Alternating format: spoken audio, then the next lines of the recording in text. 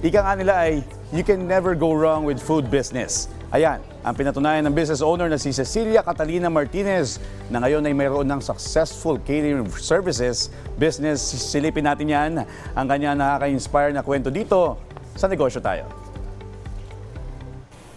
Ako po si Cecilia Catalina Martinez, dating empleyado ng isang government agency at ngayon ay administrative head na ng catering services.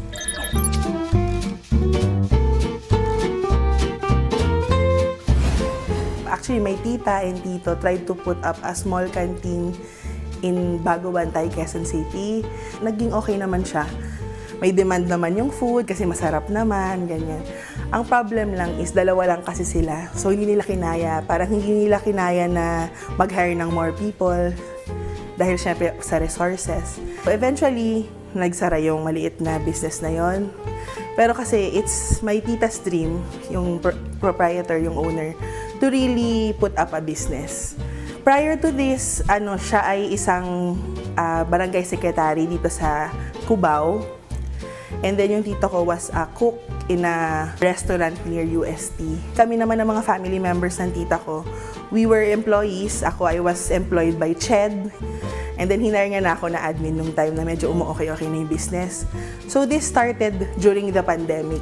So nag-attempt kaming mag-supply ng mga food packs sa mga businesses who have employees na parang inclined to serve yung mga frontliners. And then nag-food packs din kami for the people in our community. And eventually, lumaki paunti-unti, nakilala kami. Nakapag-ipon for equipment, ganyan, nag-hire ng first few employees. So it started na 5 yung una namin employees talaga na parang full-time.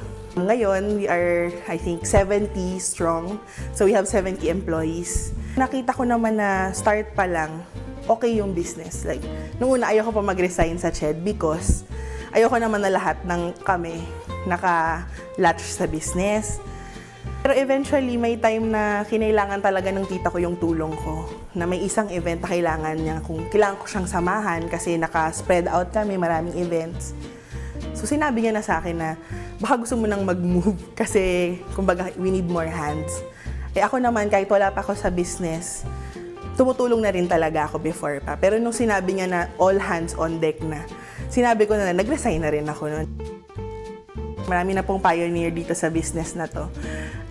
Ito, hindi naman po to sa pagmamayabang, pero this is just based on sa mga umaattend sa mga grand food tasting events namin, ganyan. Marami nang nakapagsabi sa amin na sa lahat ng na-try namin, sa inyo yung masarap, ganyan. Tapos syempre may personal touch na rin kasi it's just a small business. So lahat kami, kung dati kami empleyado, ngayon meron na kaming mga empleyado.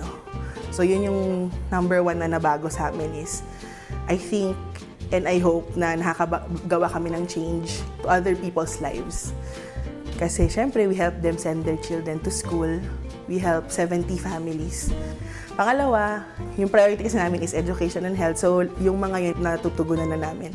Kapag po gagawa kayo ng business, wag po kayo matakot mag-fail. Kasi, tandaan mo na kung hindi mo matatry, hindi ka mag-fail. Pero hindi ka rin magkakaroon ng opportunity to succeed. Tandaan natin na sa buhay, kung hindi natin susubukan, hindi tayo magtatagumpay. Kaya naman tara, negosyo tayo!